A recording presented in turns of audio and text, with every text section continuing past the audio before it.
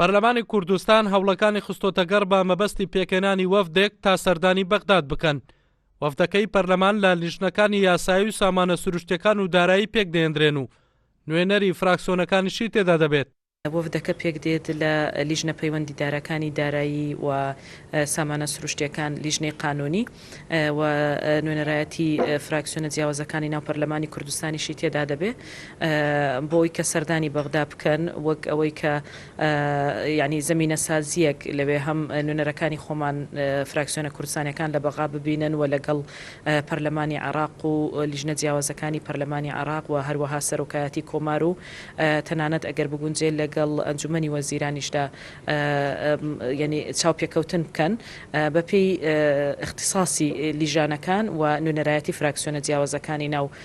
پەرلەمانی کوردستان وەک زەمینە سازیەک بۆ ئەوەی کە دانوستان لە نێوان هەرێم و بەغدا دەست پێ بکە و پەیامی بڵێن پەرلەمانی کوردستانیش بگەێنن بە ئەوێ. ئەو وەفدەی پەرلەمان لە سەردانەکان بۆ بەغداد